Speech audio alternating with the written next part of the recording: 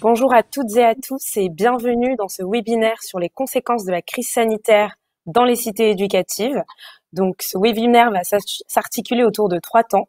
Une première table ronde qui sera une restitution des travaux menés dans le cadre du premier séminaire régional de la politique de la ville en Île-de-France avec Jérôme Jardry, conseiller politique éducative pour les quartiers prioritaires d'Île-de-France et coordinateur régional des cités éducatives, et Laura Cossy, directrice du Centre des ressources politiques de la ville en Essonne, Val-de-Marne et en Seine-et-Marne. Ensuite, nous aurons une présentation de l'enquête Harris sur les familles à l'épreuve de la crise sanitaire, avec un focus sur les territoires et les publics de quartiers politiques de la ville, avec Aurélien Prudhomme, chargé de mission études d'opinion aux ministères sociaux. Et enfin, nous vous projetterons un entretien de Joël Bordet, psychosociologue et membre du réseau international Jeunes, Inégalités sociales et périphérie, qui parlera des conséquences de la crise sanitaire pour les jeunes, les familles et les acteurs des quartiers politiques de la ville. Donc je vais laisser la parole à Sylvie Charrière qui va introduire ce temps et qui est présidente du Comité national d'orientation et d'évaluation des cités éducatives et également députée de la 8e circonscription de Seine-Saint-Denis. Bonjour à tous, enchantée d'être parmi vous, voilà, et pour parler de ce beau projet des cités éducatives. On voit bien avec cette crise sanitaire qu'on traverse un moment difficile, que notre pays, j'espère, voit le bout du tunnel, mais nous, on est encore de ce temps difficile. C'est clair que cette crise sanitaire nous a forcés à développer collectivement de nouvelles stratégies, nous adapter. Les cités éducatives, qui sont avant tout une alliance humaine sur un territoire, ont contribué à relever de nombreux défis. Et du coup, je veux aussi remercier tous les acteurs engagés sur le terrain, dans ces cités éducatives, mais au-delà, parce que vraiment, voilà, vous avez fait et vous faites un travail admirable. La démarche des cités éducatives vise à renforcer les alliances éducatives, on le sait bien, mais aussi à appréhender le jeune à 360 degrés, ce qui est aussi leur spécificité, dans et hors l'école, et dans tous les domaines qui pourraient freiner la disponibilité du jeune, son engagement, sa réussite. La mise en place de l'enseignement distanciel au moment du premier confinement a très vite pointé la fracture numérique comme obstacle à la continuité pédagogique et de nombreuses actions ont été mises en place. Médiation pour les familles allophones, mise à disposition de matériel et accompagnement des familles les plus en difficulté, grâce à la richesse du tissu associatif notamment et la solidarité sur ces territoires, mais aussi au fonds de financement de la cité. Outre le numérique, il y a eu aussi des distributions alimentaires pour subvenir aux besoins de survie des populations particulièrement pénalisées par la fermeture des restaurants scolaires, mais aussi des actions de médiation avec les équipes enseignantes pour raccrocher les enfants perdus de vue par l'école. Que restera-t-il de cette période de fermeture des écoles? Est-ce qu'on ira vers une meilleure prise en compte de la fracture numérique, donc par rapport à la formation, aux équipements, aux connexions? Est-ce que des pratiques nouvelles pédagogiques ont émergé par rapport à l'alternance distancielle-présentielle, par exemple de type classe inversée? Est-ce qu'il y a eu un renforcement autour de la parentalité? Parce qu'on a bien vu que ça avait pointé par rapport au suivi des familles des difficultés et du coup je pense que les enseignants ont compris la difficulté de certaines familles, notamment nombreuses, pour voilà, avoir du temps pour s'occuper de leurs enfants. Et puis aussi la création d'un réseau d'acteurs pour favoriser le raccrochage scolaire, ce qui était aussi une grosse difficulté. Voilà, donc la question plus globale de la capitalisation de toutes ces pratiques inspirantes est vraiment le cœur du sujet de notre expérimentation des cités éducatives, pour effectivement petit à petit constituer voilà, des ressources qui pourront servir dans le cadre de leur autonomie, toutes nos cités, à avancer et à mieux réussir. Voilà, donc je voulais juste introduire rapidement cette séquence et je me ferai un plaisir à certains moments de glisser quelques petits commentaires ou demander justement des précisions sur les interventions. Bonne session.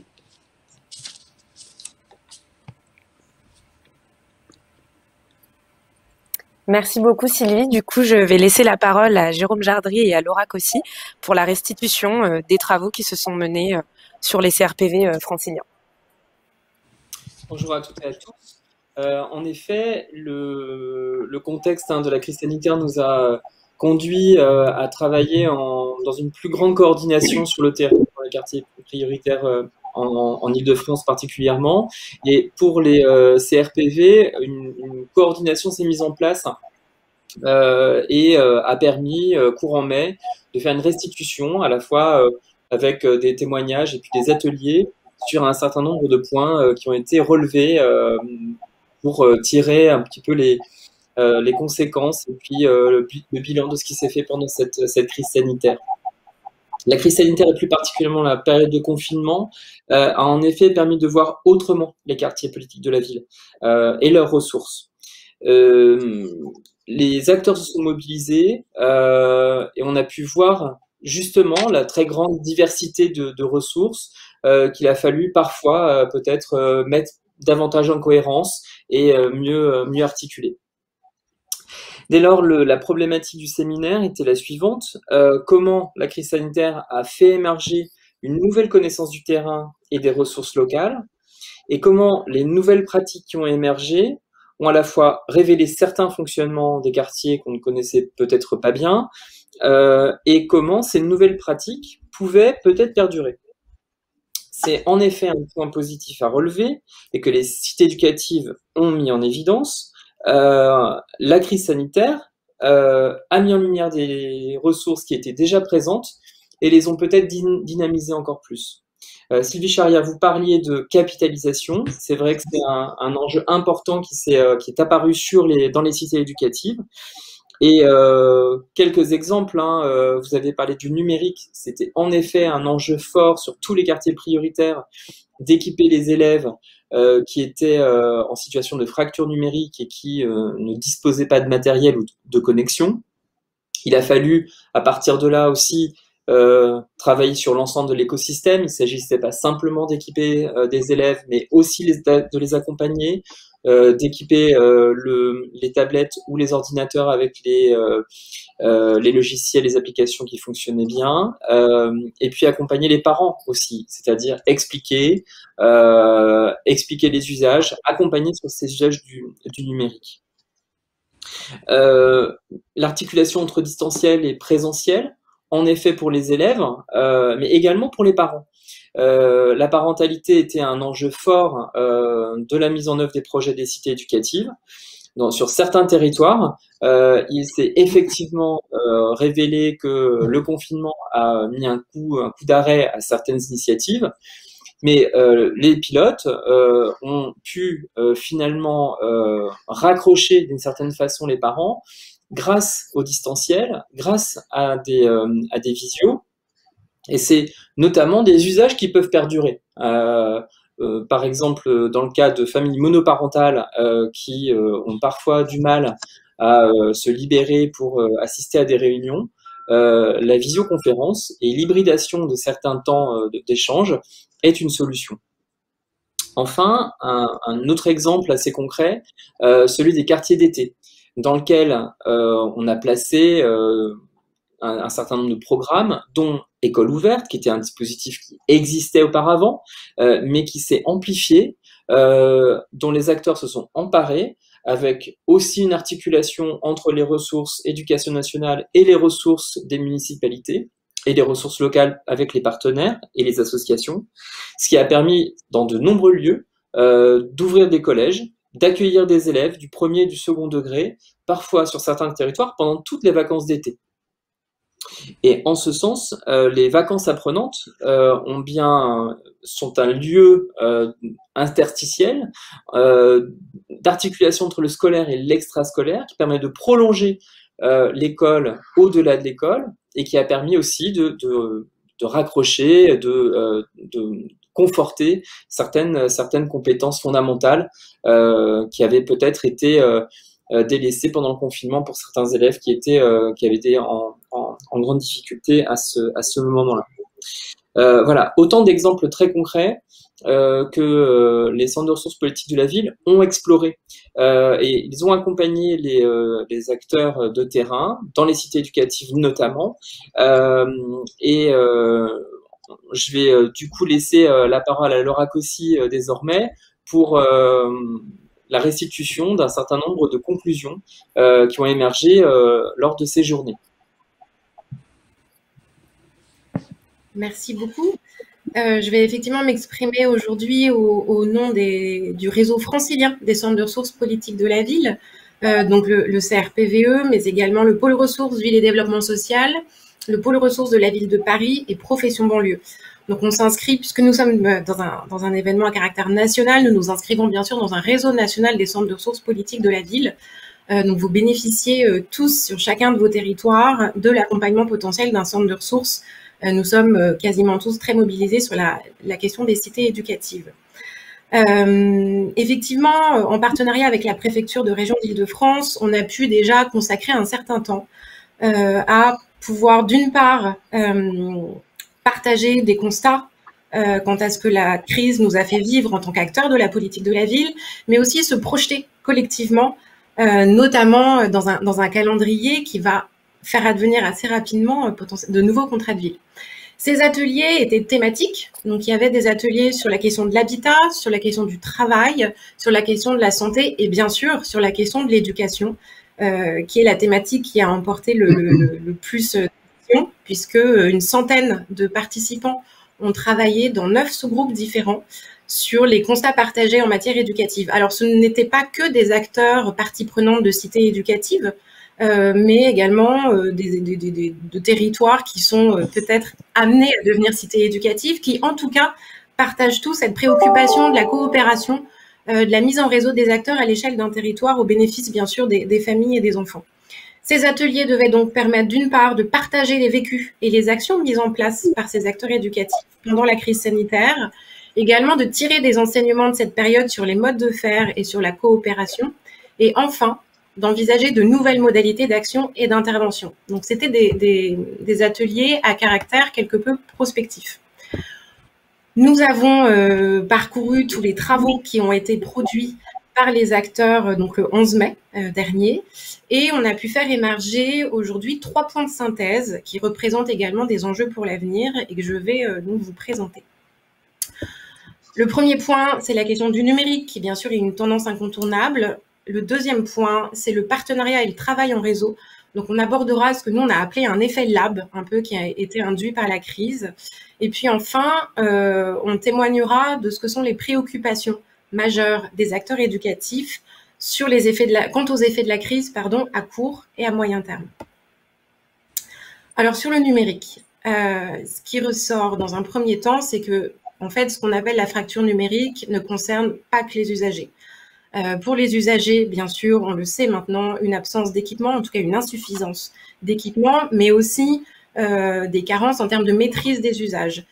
Beaucoup de territoires ont pu distribuer de l'équipement, des tablettes. Les acteurs ont tenu à pointer que cet équipement ne suffisait pas toujours à résoudre cette question de l'accès au numérique.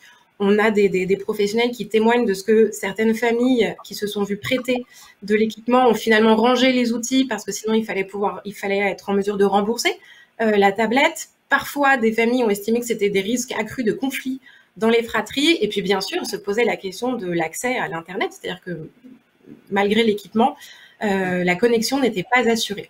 Donc, on a bien sûr des tas d'initiatives, notamment des bailleurs, des collectivités, qui se sont mobilisés pour fournir de l'accès à l'Internet. Pour les professionnels également, une absence d'équipement dans les collectivités, dans les associations, dans les institutions. Beaucoup d'acteurs ont fait avec leur matériel propre. Au sein de l'éducation nationale, la classe à distance, au-delà de l'outil, c'était aussi pouvoir déployer des méthodes pédagogiques adaptées. On fait évidemment pas classe en distanciel comme on le fait en présentiel, avec ce risque de perdre du lien avec les élèves, une remise en question de cette notion de la gestion de la classe, etc. Pour d'autres acteurs éducatifs, et notamment des acteurs de l'éducation populaire, a été mise en exergue la question de l'anticipation.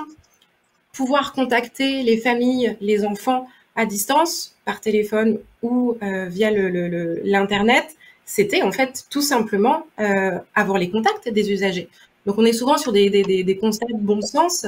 Mais voilà, le numérique a montré des atouts, mais beaucoup de limites, notamment dans le cadre des activités socio-éducatives.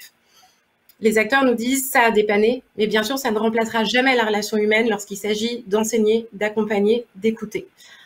Donc, les acteurs convergent pour dire qu'il y a évidemment des besoins très importants en matière d'usage du numérique, accompagnement des usages. A été mise en exergue également la question des mésusages. On a beaucoup parlé, notamment durant le premier confinement, des fake news, de la désinformation. puisque si les habitants ne sont pas toujours équipés d'ordinateurs, on a quand même souvent des téléphones et accès à des fils WhatsApp, par exemple, qui ont pu représenter sur certains territoires des obstacles en termes de prévention sanitaire. Alors évidemment, le numérique a quand même représenté des opportunités assez nombreuses. Nombre d'acteurs ont adapté leurs pratiques en utilisant le numérique, qui a permis souvent une réelle agilité et une réactivité pour faire vivre malgré tout le lien. L'utilisation du numérique a aussi signifié bien souvent le fait de passer à des outils beaucoup plus communs. Je le disais, le téléphone avec des applications comme WhatsApp, comme Facebook. Ce qui a primé, c'était de s'adapter en fait aux usages connus et pratiqués des habitants. Certains acteurs témoignent aussi du fait qu'ils ont pu toucher de nouveaux publics avec l'adaptation des pratiques via le numérique. On pense notamment au public jeune qui ne fréquente plus ou de moins en moins les structures de proximité telles les centres sociaux, les maisons de quartier, MJC, etc. Les acteurs sont d'accord pour dire que la visio a été utile en matière de constitution ou d'entretien des réseaux d'acteurs sur les territoires et que ce sont des habitudes qu'ils tiennent à conserver. On se réunit plus rapidement, à plus de monde. Les dynamiques de réseau d'acteurs sont d'autant plus vivaces. Donc, pour l'avenir, on souhaite intensifier l'action autour du numérique en maintenant la formation aux interactions virtuelles, tout en gardant le lien en présentiel, bien sûr. Ça pointe là des enjeux de résilience, puisque la résilience, en tout cas une partie de cette notion, c'est la capacité à revenir à un état d'équilibre et que cet équilibre, on pense qu'il est communément admis que ce ne sera pas forcément l'équilibre initial, mais potentiellement un nouvel équilibre qui reste à trouver, en tout cas au regard du numérique. Sur la question du partenariat et du travail en réseau, on a appelé ça un effet lab induit par la crise, car de fait, le travail dans l'urgence a bien souvent et sur de nombreux territoires permis aux acteurs d'être extrêmement créatifs, dans des temps très resserrés, avec beaucoup de contraintes, d'imaginer des solutions qu'on n'aurait pas pu mettre en œuvre par ailleurs, avec souvent beaucoup plus de spontanéité et plus de liberté aussi. Ce travail en urgence a représenté notamment une opportunité de renforcer l'interconnaissance et les liens entre les acteurs d'un même territoire. Un rapport du CNOE le pointait, il me semble que c'était au mois de mai ou au mois de juin, quand il existait des cités éducatives, les professionnels ont tous noté une mobilisation extrêmement réactive. Le fait d'être déjà mobilisé dans le cadre des réponses, des candidatures pour les cités éducatives, avait déjà tissé un certain nombre de liens et avait accru l'interconnaissance sur les territoires concernés. Trois points sur cette question du partenariat, de la mise en réseau des acteurs. Le premier, c'est la relation entre les acteurs locaux et les institutions.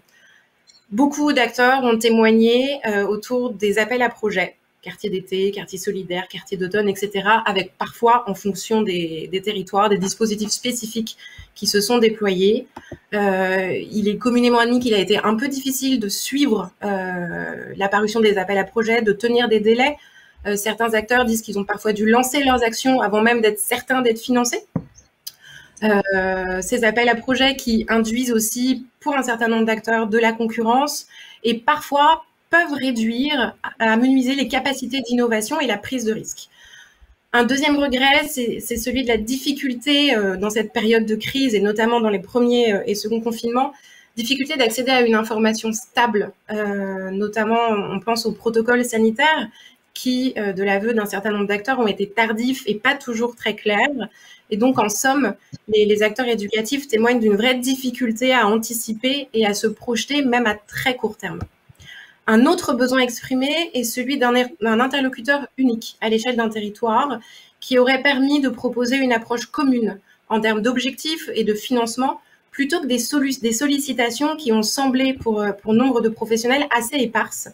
Ce qui pose aussi la question de l'implication des acteurs locaux dans l'élaboration des stratégies, notamment à l'échelle locale. Toutefois, les acteurs ont noté un investissement, un engagement et une capacité de réaction des acteurs, notamment qui instruisaient les demandes de subventions. Si certains disent bah voilà, il a fallu déployer le projet, même si on n'était pas sûr d'être financé, globalement, on se satisfait d'un rythme qui a été tenu notamment par les agents de l'État et les agents des collectivités pour pouvoir fournir des réponses assez rapidement aux acteurs locaux.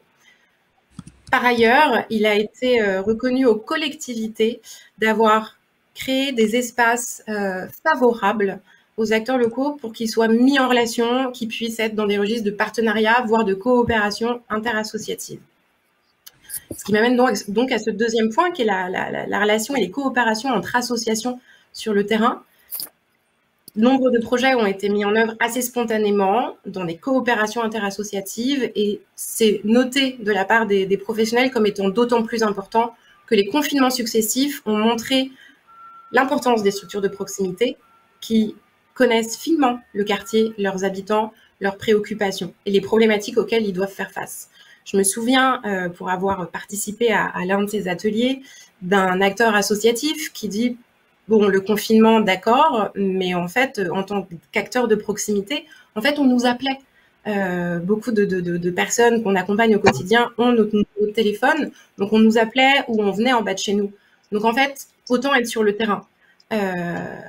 Tous les acteurs ont mesuré l'enjeu qu'est la connaissance de son territoire et de ce qui s'y fait. Ça permet d'être plus réactif, d'être plus pertinent et de limiter ces effets de concurrence en favorisant les possibilités de convergence, voire parfois de mutualisation entre les associations. Enfin, les relations avec les usagers, de nombreux témoignages de déploiement de méthodologies de l'aller vers, évidemment, des collaborations renforcées entre les professionnels et les parents dans des logiques réelles de coéducation. On note, nous, en tant que centre de ressources, et puis ce sont les échanges qu'on a encore aujourd'hui avec nombre d'acteurs comme les coordos des PRE, par exemple, que cette adaptation dans les méthodes, tout simplement, par exemple, prendre son téléphone pour appeler une famille, pour savoir comment ça va, pour savoir de quoi on a besoin, nombre d'acteurs nous ont témoigné certes, une période très, très, très compliquée pour des tas de raisons, mais en fait aussi une perception de retrouver le sens du travail social, de revenir au cœur de ce qu'est le travail social, à savoir prendre soin et accompagner dans le quotidien. Cette prise de conscience a pu aussi permettre à un certain nombre d'acteurs de retrouver un sentiment de légitimité quand on intervient en proximité. Et donc, c'est nous semble-t-il, un des enseignements sur lesquels il faut capitaliser. Il faut capitaliser également sur la confiance qu'on a pu retrouver parfois avec certaines familles. Les souhaits pour l'avenir, évidemment, la poursuite du travail en réseau, la volonté de formaliser, puisque tout cela s'est aussi beaucoup passé dans le registre de l'informel, formaliser un certain nombre de circuits de communication entre les acteurs. Capitaliser sur ces progrès, faire en sorte que ce soit durable, que le travail en réseau ne soit pas uniquement lié à la situation d'urgence. On pense au repérage des décrocheurs, aux cellules de veille continuité éducative, par exemple, qui ont été de vraies réussites dans les collectivités en termes de partenariat. On nous a beaucoup parlé aussi de nécessité d'aller vers, évidemment, plus de coopération, mais aussi plus de pluridisciplinarité. Excusez-moi, je m'étais entraînée pourtant. Plus de pluridisciplinarité dans l'éducation. Donc, un souhait d'une plus grande cohérence entre les partenaires institutionnels, dans les priorités, les consignes, la communication, et puis que les actions soient soutenues plus durablement. On pense à la pluriannualité des financements, on pense au fait aussi que nombre d'institutions peuvent créer des cadres de travail qui soient réactifs, pour que les associations puissent agir rapidement et pertinemment sur le terrain. Je terminerai par un point, parce qu'il nous semble être du registre plus ou moins de la prospective. Les professionnels ont témoigné de ce que sont aujourd'hui leurs grandes préoccupations quant aux effets de la crise à court et moyen terme. On constate un besoin assez général de peut-être maintenant prendre un peu de temps pour observer, évaluer la situation, évaluer également les effets des actions qui ont été menées depuis un an et demi. Une question importante se pose aujourd'hui, comment répondre à toutes les demandes, à tous les besoins, étant entendu malheureusement que la demande sociale s'est accrue et que la nature des besoins a pu évoluer. Avec une précaution toutefois, qui est que peut-être il ne faut pas trop rapidement penser que la crise est derrière nous, mais que ces effets en tout cas vont être observables dans les mois à venir, qu'on n'est pas encore en pleine connaissance de ce qu'a produit la crise dans les quartiers populaires et auprès de leurs habitants. Concernant les usagers, les préoccupations majeures du point de vue des acteurs éducatifs sont d'une part les conséquences du confinement sur les élèves, sur la remise au travail, voire l'entrée dans les apprentissages pour les plus jeunes. Une grande question autour des problématiques de santé mentale chez les jeunes, avec une dégradation des états de santé qui s'amplifie ces derniers mois. Beaucoup d'acteurs nous disent en 2020, ça allait à peu près. Les élèves, les enfants s'accrochaient, Là, en 2021, on sent qu'il y a des effets de décrochage en termes de santé mentale, des problématiques, c'est d'ailleurs très lié, qui sont relatives aussi à l'arrêt des activités physiques, des activités culturelles, socioculturelles, qui sont extrêmement préjudiciables, autant pour les jeunes d'ailleurs que pour leurs familles, du point de vue d'un certain nombre d'enjeux de socialisation et de sociabilité des jeunes. Attention aussi aux situations rencontrées par les parents solos, les foyers monoparentaux, les nouveaux parents solos, et puis les familles, bien sûr, qui étaient déjà précaires et qui ont eu une perte d'emploi, les familles qui sont en situation d'hébergement d'urgence. En somme, toutes les familles qui, ces derniers mois, vivent une dégradation notable de leurs conditions de vie. Concernant les professionnels, et j'en terminerai par là, on a retrouvé ces éléments dans quasiment tous les travaux. Évidemment, une grande fatigue des professionnels. Du côté des professionnels, on dirait des institutions, des pouvoirs publics qui ont dû assumer un rythme des instructions, une succession des appels à projets qu'il a fallu traiter très très rapidement et avec succès dans le rythme tenu, que du côté des acteurs de terrain, on note des risques psychosociaux qui sont accrus. Certes, un rythme professionnel très soutenu, mais aussi la nécessité d'accompagner au quotidien des situations qui sont elles-mêmes de plus en plus dégradées et qui nécessiteraient parfois une adaptation des cadres d'intervention, du partenariat, etc. Nombre de professionnels nous disent qu'ils ont des difficultés à refuser d'accompagner certaines situations, alors même qu'elles ne relèveraient pas nécessairement de leur champ d'intervention. On tient à pointer aussi une mobilisation exceptionnelle des professionnels durant l'été. Alors, si certains ont pour habitude d'être très présents durant la période estivale, d'autres ne le sont pas nécessairement. Pourtant, ils sont restés présents pendant l'été 2020 et ils se préparent à rester présents également sur le terrain en 2021. Une nécessité d'articuler tout cela avec l'enjeu de la reconnaissance des acteurs de terrain, de leur expertise, qui peut-être serait à particulièrement valorisée dans le cadre des réflexions qui vont s'ouvrir dans les semaines et les mois à venir pour faire advenir de nouveaux contrats de ville. Je vous remercie beaucoup de votre attention. Merci beaucoup, Jérôme et Laura, pour ces présentations. Je vais laisser la parole à Sylvie Charrière qui a quelques remarques. Merci beaucoup pour tout le travail fait et tout justement ce début de retour de capitalisation d'expérience et ces remarques qui m'amènent à avoir plusieurs réflexions. Tout d'abord, vous avez parlé à un moment d'un interlocuteur unique, c'est-à-dire de dire que vous auriez aimé que, par rapport à une espèce de cohérence et de coordination, les acteurs de terrain puissent se référer à quelqu'un de bien identifié. Donc j'aurais aimé que vous précisiez un peu les propositions qui étaient faites, c'est-à-dire de quel côté aurait dû être cet interlocuteur. Est-ce que ça aurait dû être du côté de l'État ou peut-être de la coordination, si on parle cité éducative, d'un coordinateur existant, un membre de la Troïka. Voilà, ça aurait été, si vous pouvez peut-être nous donner plus d'éléments là-dessus. Aussi par rapport au fait de formaliser les circuits de communication. Donc qu'est-ce que vous entendez par là? C'est-à-dire comment effectivement les informations peuvent mieux s'organiser, mieux circuler, et est-ce qu'il y a des expériences qui ont été faites et des cités ou d'autres lieux où des choses ont été créées, des objets, des outils ont été créés pour cela. Après, par rapport à la pluriannualité des financements, bien évidemment, c'est l'objectif, enfin, c'est aussi ce que les cités éducatives amènent, c'est-à-dire cette expérimentation qui dit pendant 3 ans, on stabilise le budget.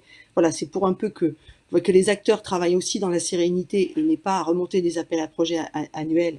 Voilà, c'est aussi l'ambition aussi de ces cités éducatives. Après, donc voilà, il y a beaucoup de remarques. Sur le numérique, il y a un avis du CESE qui est sorti en avril dernier, justement, qui pointe une vision un peu plus globale, parce que voilà, on voit bien que le primaire, c'est le maire qui est en charge un petit peu de l'équipement ou pas, le département, le collège, etc., etc. Donc chaque collectivité a un peu défini sa stratégie. Donc on voit bien qu'il manque un peu une vision un peu d'ensemble, surtout par rapport aux nouveaux usages qui sont arrivés, par rapport aux cours en distanciel, qui pourraient peut-être perdurer. On voit que dans certains établissements, la question se pose.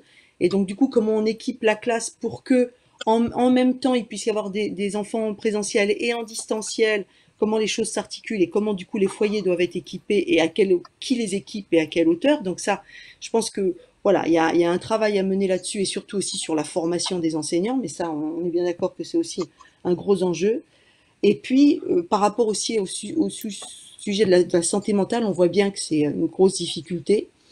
Et pour le coup, là aussi, j'ai pas de solution, mais je pense qu'il faudrait aussi peut-être aider les enseignants à avoir les moyens peut-être de détecter très vite des difficultés. Et après, derrière, on va se retrouver face au mur des CMP qui ont des listes d'attente. Enfin, moi, je sais pas, en Seine-Saint-Denis, c'est un peu le cas, et la carence dans les professionnels sur beaucoup de territoires. Voilà, mais merci beaucoup pour toutes ces remarques. Merci beaucoup. Alors, je Merci à regarde vous. si on a des Peut-être questions. Ah, pardon, Laura, je vous laisse réagir avant. Je vais regarder les questions dans le chat en attendant. Je vous laisse réagir. non, je vous en prie. C'est simplement ce que je souhaitais dire peut-être avant d'imaginer des questions. C'est que ce que j'ai présenté là, c'est vraiment le fruit des travaux des professionnels qui étaient présents le 11 mai dans le cadre de ce séminaire régional. On a amorcé la dimension prospective. Donc, il y a déjà des premières propositions qui émergent. Toutefois, le travail reste à faire. Et c'est vrai que nous, en tant que centre de ressources politiques de la ville, notre rôle est pas tant d'apporter des réponses à toutes ces questions qui sont extrêmement complexes, mais de mobiliser et de générer des espaces pour que les professionnels et les acteurs plus largement se retrouvent et construisent ces solutions ensemble. Et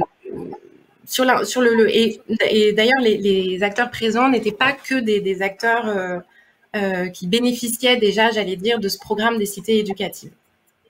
Sur l'interlocuteur unique, effectivement, c'est une proposition à creuser. Je pense que ce qui était témoigné, c'était la difficulté d'être attentif à un certain nombre de dispositifs, d'appels à projets, de sollicitations aussi, parfois des collectivités, qui n'étaient pas centralisées, alors même que les acteurs étaient mobilisés en priorité sur le terrain. Donc ça, c'est un des points, ça vient toucher tous les enjeux de coordination qui sont classiquement ceux de la politique de la ville. Un interlocuteur unique, ça fait aussi se dire que finalement tout le monde était chez soi pendant le premier confinement. Donc toutes les habiletés de coordination d'acteurs étaient aussi entravées effectivement par le fait que les chefs de projet politique de la ville, les délégués du préfet ne pouvaient pas être sur le terrain et faciliter, comme ils le font traditionnellement, le lien entre les acteurs, le passage de l'information. Sur la formalisation des circuits d'information, je crois que ce qui était fortement partagé, c'est que, en fait, à partir du 18 mars 2020, les gens ont fait avec leur répertoire de numéros de téléphone, avant tout, et qu'il y a beaucoup de choses qui se sont jouées dans l'informel. Nous, on nous a beaucoup dit, ben voilà, sur tel type d'action, on n'a pas attendu la circulaire. On n'a pas attendu qu'elle tombe pour se mobiliser. On y est allé, on a agi, et du coup, on a fait avec notre réseau au plus proche, en fait. Et donc, il s'est joué des renforcements des liens entre des acteurs qui parfois sont des acteurs associatifs avec des acteurs institutionnels. Et c'est vrai qu'il y a une demande de la reconnaissance de ce travail en réseau qui mériterait de passer, entre guillemets, de l'informel à quelque chose de plus explicite et de reconnu. Il y a évidemment déjà beaucoup de territoires qui bénéficient de réseaux territoriaux. C'est quand même assez fréquent dans la politique de la ville. Sur la pluriannualité, effectivement, les cités éducatives sont financées pour 3 ans, ce qui ne veut pas nécessairement dire que les acteurs associatifs qui s'inscrivent dans la programmation de la cité éducative ont toujours cette visibilité à 3 ans. Ça, c'est une chose. Et par ailleurs, comme je le disais tout à l'heure, tous les acteurs éducatifs qui ont participé à nos travaux n'ont pas encore cette chance de pouvoir travailler dans le cadre d'une cité éducative, même si on le sent, l'esprit de la cité éducative, l'alliance entre tous les acteurs de l'éducation se diffuse sur la plupart des territoires. Et c'est, j'imagine, un des enseignements majeurs de la mobilisation des acteurs en ce temps de crise. C'est que, en fait, pour réagir de façon pertinente, rapide, adaptée, on ne peut pas faire autrement qu'en s'alliant les uns avec les autres. Voilà, et puis enfin, sur la santé mentale, bon, je pense que voilà, il y a encore beaucoup à faire, beaucoup à penser. On a beaucoup de territoires avec des conseils locaux en santé mentale qui imaginent des solutions un peu nouvelles et qui, eux aussi, tablent sur la mise en réseau des acteurs en santé, parce que la santé mentale se joue évidemment dans l'accès aux soins. Vous parliez des CMPP, mais elle se joue aussi de façon très transversale. C'est aussi une préoccupation des acteurs des centres sociaux, des maisons de quartier. C'est aussi une préoccupation des intervenants sportifs, des enseignants, vous le pointiez effectivement. En fait, c'est une préoccupation de tout un territoire, la santé mentale des jeunes. Voilà. Merci. Merci beaucoup. Merci. On a quelques petites questions qui nous sont remontées. Donc la première concernant l'effet lab que vous avez mentionné justement, Madame Laura Cossy, concernant l'effet lab induit par la crise qui permettrait donc de mettre en place des solutions assez concrètes et pérennes malgré les contraintes temporelles et matérielles. Est-ce que vous pensez que ce mode de travail a permis d'associer les bénéficiaires dans les différentes réflexions menées?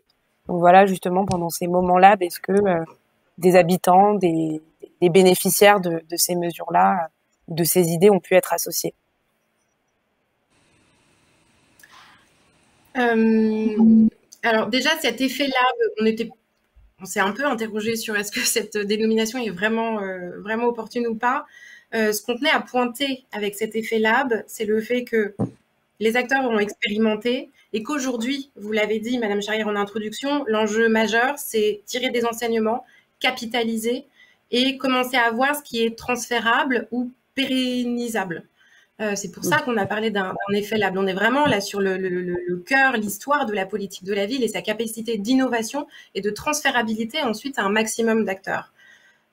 Concernant l'association, l'implication des bénéficiaires, des habitants, des usagers, je pense à deux choses. Je pense d'une part au fait que énormément d'habitants, jeunes surtout, n'ont pas attendu que les professionnels viennent vers eux pour se mobiliser. Ça, c'est un constat massif. Les initiatives des habitants, et notamment des jeunes habitants dans les quartiers populaires, ont été spontanées. Des initiatives en termes de solidarité, aller porter des repas, aller faire des photocopies. Ça a été une mobilisation très, très, très importante. À un moment où, évidemment, des personnes qui étaient plus âgées et qui constituent traditionnellement le contingent des bénévoles, en tout cas, c'est statistiquement, qui, elles, sont restées chez elles pour des questions, évidemment, légitimes de mise à l'abri du risque sanitaire. Par ailleurs, sur l'articulation, la coopération entre les usagers et les professionnels, c'est vrai ce qu'on a plutôt constaté dans les productions des acteurs, c'est cet enjeu de coéducation. Dans la mesure où les enfants étaient chez eux toute la journée, la question du lien entre ce que vivent les parents et l'impact que ça va avoir sur l'accès à l'école, à un certain nombre d'activités, était très, très, très, très, très resserré. C'est-à-dire qu'on ne pouvait pas, enfin voilà, le fait qu'un enfant se connecte ou ne se connecte pas à sa classe, on appelait les parents si on avait le numéro, et puis on se préoccupait aussi de la situation qu'était en train de vivre le père, la mère, la fratrie. Tout était inextricable en fait. C'est un peu l'effet, je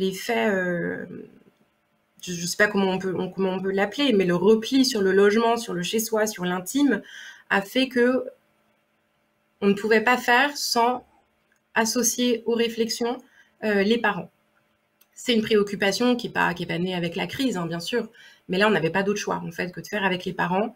Et c'est vrai que nous, on a très rapidement eu au téléphone, notamment des professionnels de la réussite éducative qui nous disaient, nous, pour le moment, c'est terminé.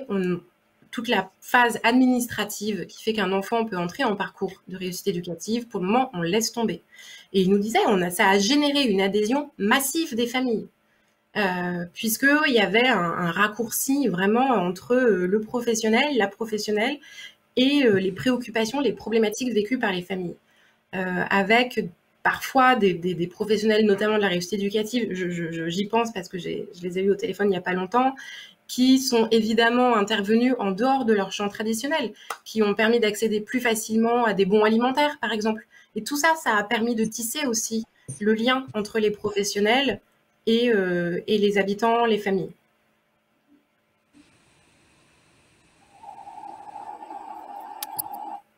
Merci beaucoup pour cette réponse, Laura Cossy. Je pense qu'en complément, l'intervention de Monsieur Prudhomme pourra permettre de donner quelques éléments justement sur la situation des familles.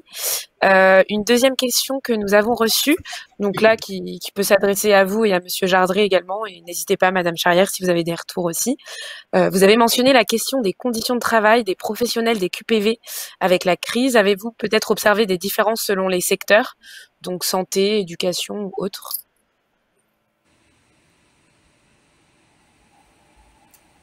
Allez-y, Monsieur Jardré, si vous voulez prendre la parole. Je réfléchis.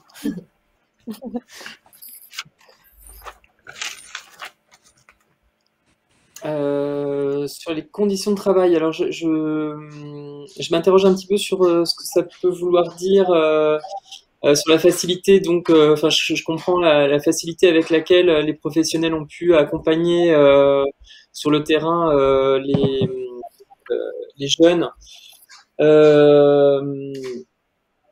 Très clairement, il y a des secteurs qui étaient plus en difficulté que d'autres, mais c'était lié à la situation de départ, je pense. Notamment le maillage sur la santé, par exemple. Sur certains territoires, c'est plus difficile que dans d'autres. Et je crois que la crise sanitaire et le confinement n'ont fait que mettre en lumière des difficultés qui préexistaient finalement. Et donc, ont peut-être permis justement de remettre au centre un certain nombre de problématiques. Justement, cette question de la santé, là, qui me semble intéressante et sur laquelle les cités éducatives, de façon générale, s'emparent de cette question et réalisent qu'il s'agit d'un point important, avec une grosse difficulté à fédérer tous les acteurs qui peuvent intervenir. Voilà. Après, je pense que sur le secteur éducatif, c'était plus simple parce que une mise en cohérence qui a été mise en œuvre très vite, un accompagnement par les rectorats, les DAZEN dans les départements. Donc, je pense que ça a été, ça a permis sur le terrain de mieux travailler. Laura, est-ce que vous avez un complément? Alors, peut-être que là, tout de suite, en tout cas, je suis pas en capacité de faire des différences entre les champs santé et éducation. Par contre, je pense qu'il y a quelque chose qui est hyper important qui se joue, c'est l'échelle d'intervention. C'est-à-dire que, évidemment, absolument tous les professionnels se sont retrouvés en difficulté et ont pu être confrontés à des conditions de travail extrêmement difficiles. Là, je pense que ce qui était pointé, c'est les professionnels qui sont en proximité avec les habitants sur le terrain. Parce qu'il y a ce qui se joue, c'est une question d'exposition aussi à ce que vivent les familles en direct, dans l'accompagnement quotidien. Ça, c'est des choses qui commencent à être réfléchies dans le champ du travail social, hein, qui est évidemment beaucoup plus large que strictement la politique de la ville. Évidemment, des élargissements des plages horaires. J'évoquais tout à l'heure la question de l'été. Il y a des acteurs qui sont restés mobilisés l'été, qui n'ont pas pris de congé. Ça peut sembler un peu trivial, mais en fait, lorsqu'on accompagne des publics qui sont en situation de fragilité, il faut soi-même être un peu solide, quoi, avoir de l'énergie pour accompagner, pour transmettre, et que si soi-même, en tant qu'intervenant, on n'a plus cette énergie, ben, ça peut devenir très très compliqué. Donc c'est ça peut-être qu'on voulait pointer. Il ne s'agit pas du tout de reprocher ou quoi, mais c'est plutôt un état de fait. Les professionnels sont très fatigués et il y a des questions qui émergent. Je participais à un webinaire organisé par le Défenseur des droits sur le travail social à l'aune de la crise et on parlait par exemple des travailleurs sociaux, des assistants, des assistantes sociales qui travaillaient de chez eux et qui du coup devaient repenser complètement l'enjeu de la confidentialité. Alors, ce sont des éléments, il y a des implications assez prosaïques, le temps de travail qui s'élargit, le fait de ne pas prendre de congé, mais il y a aussi le fait d'être perpétuellement dans la réflexion pour s'adapter à des événements qu'on ne maîtrise pas encore tout à fait. L'enjeu de l'observation est très, très important en ce moment. Il faut pouvoir poser des chiffres, imaginer des tendances. On sait qu'on ne se remet pas rapidement, malheureusement, d'une crise comme celle qu'on est en train de vivre. Et donc, une espèce de charge mentale, je dirais, qui contribue aussi à la fatigue des acteurs, qui sont perpétuellement en train de réfléchir à comment se repositionner, s'adapter pour être au plus proche des besoins des habitants. Merci beaucoup. Une dernière question. Donc, à propos de l'interlocuteur unique, avez-vous ou non noté une différence d'appréciation entre les acteurs exerçant en cité éducative et les autres?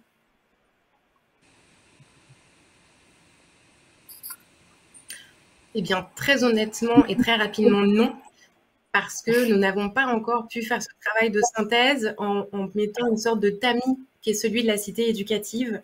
Ça, ce sont des éléments qu'on va creuser, je pense, dans les semaines et les mois à venir, en tant que centre de ressources qui accompagnons de différentes manières les cités éducatives. Peut-être quand même pour compléter, certains territoires se sont mis pendant le confinement à fonctionner comme des cités éducatives sans le savoir en fait. Mais spontanément, délégués du préfet, acteurs de l'éducation nationale et partenaires locaux et municipalités se sont mis à travailler ensemble et ce trinôme, sans qu'on ait dit que c'était des cités éducatives ou la démarche des cités éducatives, ce trinôme s'est mis à fonctionner. Donc ça prouve aussi l'intérêt voilà, de ces habitudes de travail sur le terrain, ces habitudes de pilotage. Merci beaucoup. Si vous avez d'éventuelles dernières remarques, je peux vous laisser la parole, sinon on passera à la prise de parole de Monsieur Prudhomme.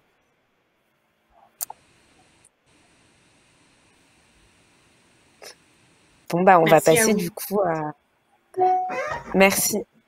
On va passer du coup donc à la présentation de l'enquête qui a été menée par le cabinet Harris sur les familles à l'épreuve de la crise sanitaire. Et donc je laisse la parole à Aurélien Prudhomme pour présenter cette étude. Bonjour à tous. Est-ce qu'on voit bien la présentation? Ça va être important. Voilà, parfait. Donc c'est une étude de les familles à l'épreuve de la crise sanitaire qui a été réalisée. On va peut-être passer directement à la deuxième slide sur la méthodologie. Qui a été réalisée, c'est un point important, pendant le deuxième confinement. Et même à la fin du deuxième confinement, puisque c'était du 25 au 30 novembre 2020, pour vous rappeler un peu, parce qu'il s'est passé tellement de choses depuis, c'est plutôt la fin du deuxième confinement, même si celui-ci se termine le 15 décembre, puisqu'on est un peu au moment où vous rouvrir les commerces, où il y a la levée de certaines restrictions, notamment la limite du 1 km, etc.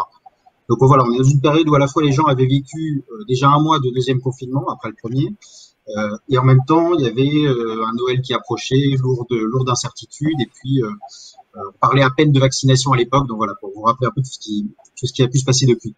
Alors on peut se dire c'est un peu daté, oui et non, puisque finalement ce retour vers les conditions de vie en plein deuxième confinement nous permet de comprendre beaucoup mieux beaucoup de choses d'aujourd'hui et aussi d'anticiper un peu l'avenir de court terme. Vous allez le voir, les chiffres qu'on a complètent un certain nombre de choses qui ont pu être dites, à la fois sur les écrans, sur les équipements, sur la santé mentale aussi. Voilà, donc finalement, ce retour un peu à cette période de crise vraiment profonde, de confinement, elle est aussi intéressante. Autre élément de méthodologie qui est important, c'est une étude qui a été réalisée auprès de 2000 personnes. Alors, c'est vraiment un sondage représentatif de l'ensemble des Français de 15 ans et plus. Alors, le 15 ans et plus, c'est important puisqu'on a effectivement également les adolescents, ce qui peut être très intéressant dans le cadre de nos sujets. Et puis, cet échantillon de 2000 personnes qui est plus important que la plupart des enquêtes par sondage, hein, on est plutôt sur 1000 personnes, ça nous permet aussi d'aller faire des focus sur les jeunes, hein, les 15-24 ans, qui ont eu des difficultés particulières. La génération d'un peu au-dessus, les 25-34 ans, qui sont souvent des jeunes parents et qui ont aussi eu des difficultés très spécifiques. Et puis également, pour ce qui vous intéresse, auprès des catégories populaires, auprès des grandes agglomérations, notamment de la région parisienne, il y a eu des difficultés spécifiques hein, liées au logement, à la promiscuité, au mode de vie qui ont été peut-être plus perturbés qu'ailleurs. Et puis aussi un focus qu'on a pu réaliser sur toutes les personnes vivant en logement social. Donc voilà, tout ça pour vous dire qu'on n'a pas des données forcément uniquement sur les gens vivant en cité éducative, mais on a des focus sur des publics qui nous intéressent en priorité. On va passer à la slide suivante pour voir à travers la première question que cette crise, elle a eu des dimensions multiples hein, pour les familles. Alors si on passe encore à la slide d'après, on voit tous les mots que les gens nous ont exprimés pour on leur a demandé voilà tout ce qui vous vient à l'esprit lorsque vous pensez à l'impact période de crise sanitaire que nous vivons aujourd'hui. Encore une fois, on était en fin novembre 2020 au moment de l'enquête. Et alors, vous voyez que la première chose qui arrive hein, dans les mots qui ressortent le plus, alors plus les mots sont grands, sont écrits grands, plus ils sont ressortis dans les verbatims des voilà. Le premier, c'est crise économique. C'est assez fort, hein, mais avant même le terme confinement. Donc ça montre bien que cette crise sanitaire, elle est sanitaire, mais elle est aussi avant tout économique et sociale. Alors pour beaucoup de familles, c'est des difficultés en cas de cessation d'activité, hein, pour les personnes qui sont indépendantes ou pour des travaux informels. Voilà, il y a beaucoup de situations où il y a eu perte d'activité qui a impacté directement sur le pouvoir d'achat des familles. C'est aussi vrai pour les jeunes hein, qui n'ont pas pu trouver toujours le travail, des boulots étudiants, etc. à ce moment-là. Et puis aussi, parfois, les difficultés économiques et sociales, elles sont pas toujours immédiates, mais c'est aussi parfois beaucoup des craintes pour l'avenir. Alors, vous voyez, les termes chômage, les termes pauvreté ressortent beaucoup. Et puis, quand on pense au chômage, on pense en particulier au chômage des jeunes. C'est-à-dire que pour beaucoup de parents, même si leur emploi n'était pas menacé, c'était des inquiétudes sur les opportunités d'emploi de leurs enfants. Cette crise, elle a été aussi, deuxième dimension, j'ai appelé un peu interpersonnelle, mais pour la différencier de l'aspect social, on va rester sur cette slide encore un petit peu. Pour la différencier de l'aspect social, vraiment au sens difficulté sociale, économique, cette dimension interpersonnelle, c'est vraiment la rupture des liens sociaux. On le voit avec des mots très forts, hein, isolement, famille, enfant, confinement, manque, liberté, séparation. Donc on a vraiment l'idée que pendant ces confinements, bien sûr, hein, il y a eu une rupture des liens sociaux ou parfois juste une transformation de ceux-ci. Parce que parfois, cette rupture n'a pas été totale. Bien sûr, elle s'est pu s'exprimer de d'autres manières que d'habitude. Et voilà, elle a quand même été fortement perturbée. Et puis, en troisième dimension, qui est en fait double, il y a la dimension sanitaire au sens purement sanitaire, hein, c'est-à-dire le virus, la perte, la mort, la maladie, qui ressortent beaucoup dans les verbatims. Mais il y a aussi la dimension sanitaire psychologique. On parlait santé mentale tout à l'heure. On voit bien qu'il y a des mots, là encore très forts, hein, exprimés par les familles françaises. Les termes d'angoisse, de stress, de tristesse ou de peur sont des choses qui ressortent assez fortement. Et on va y revenir après sur voilà, comment ça peut être vécu par les familles, à la fois les parents et les enfants. Si on passe à la slide d'après, on a tous les sentiments voilà, qui sont ressortis un peu pendant cette crise. Là, ce qui est intéressant, alors il y a deux lectures à en faire. La première lecture, c'est auprès de l'ensemble des Français. Le premier terme qui ressort, c'est le terme d'incompréhension, à 67%. Donc les deux tiers des Français, d'abord, parlent d'incompréhension face à une crise qu'ils ont du mal à comprendre, parfois des règles, qui changent très vite et qui aussi suscitent l'incompréhension. Le deuxième terme, c'est le terme de tristesse également pour les deux tiers d'entre eux. Et puis enfin, le terme de fatigue à 62%, qui sont les trois mots qui ressortent le plus. Toutefois, si on regarde les publics qui nous intéressent en priorité, j'en parlais tout à l'heure, en priorité, il y a tout type de public dans les cités éducatives, mais je pense que on s'est aussi beaucoup intéressé tout à l'heure aux difficultés vécues par les jeunes, par les adolescents, par les personnes en difficulté sociale. Et on voit que ces personnes-là, au niveau national, plus que l'incompréhension, la tristesse ou la fatigue, ils nous ont exprimé de la colère. C'est un terme voilà, qui est cité quand même par 57% des Français. Mais c'est aussi un terme qui est cité par 61% des moins de 35 ans. 61% également en région parisienne. Et puis 68% des parents qui vivent seuls avec leurs enfants, donc des familles monoparentales. Voilà, pour ces publics-là, il y a eu plus de colère que pour les autres. Le terme de peur aussi. Le terme de peur, il ressort aussi beaucoup plus chez les 25-34 ans, qui parfois sont des jeunes parents. Beaucoup plus que parmi les retraités, par exemple. Alors qu'on pourrait penser que les retraités, étant des publics plus à risque, auraient exprimé davantage de peur. Mais non, c'est beaucoup plus que les 25-34 ans qui expriment ça. C'est aussi les catégories populaires, là encore, à 63%, et les parents, de manière générale, à 62%.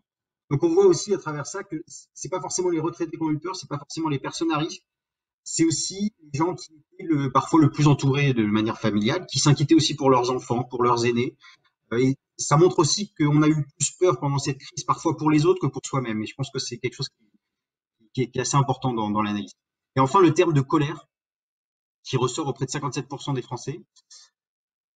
Le terme de solitude. La solitude, là encore, elle a été beaucoup plus citée parmi les jeunes générations que parmi les retraités également. Voilà, on a beaucoup parlé de la solitude des personnes âgées qui a été un vrai enjeu, hein, c'est pas minimiser la chose. Et cette solitude, elle est aussi très fortement ressentie parmi ces jeunes générations et encore une fois là par les familles monoparentales. Voilà. Pour voir un peu, comprendre aussi, on a d'autres termes comme la résignation qui ont davantage à l'inverse été cités par les catégories aisées. Donc, ce sentiment de résignation il était plus difficile peut-être chez les catégories populaires. Et puis l'espoir, il était davantage cité par les personnes âgées, paradoxalement. Donc, voilà, on voit que parfois, contrairement à certaines idées reçues, il y a eu de la peur, il y a eu de l'isolement, il y a eu beaucoup de choses comme ça parmi les jeunes, parmi les familles, et pas uniquement parmi les personnes âgées qui étaient de fait plus isolées puisque vivant seules parfois, le plus souvent. On va passer à la seconde slide qui va nous montrer un autre clivage. Sur cette question-là, elle est intéressante parce qu'on demande aux familles finalement, est-ce que ça a été facile à vivre ou difficile à vivre au sein de leur famille, cette crise sanitaire? Alors on voit que voilà, tout n'est pas noir. 53% des gens qui disent que finalement ça a été plus facile à vivre. Alors même si le plutôt facile est beaucoup plus cité que le très facile, c'est des difficultés dans toutes les familles. On a aussi, si on regarde l'autre pendant, c'est que 47% des gens nous ont dit que ça a été difficile à vivre en famille. Et alors, ce qui est intéressant sur cette question, c'est qu'on n'a pas tellement de clivages sociaux comme on a pu l'avoir sur les ressentiments face à la crise. On a à peu près ces mêmes proportions, que ce soit dans des familles aisées, populaires, en fonction des territoires ruraux ou urbains. On a à peu près ces mêmes proportions, ce qui montre finalement les difficultés, elles sont aussi au sein des familles en fonction des situations familiales. Par contre, il y a eu un clivage important sur cette question, qui est une différence de genre entre les femmes et les hommes. On a beaucoup plus de femmes à 51% qui disent que ça a été difficile à vivre en famille, contre seulement 42% des hommes.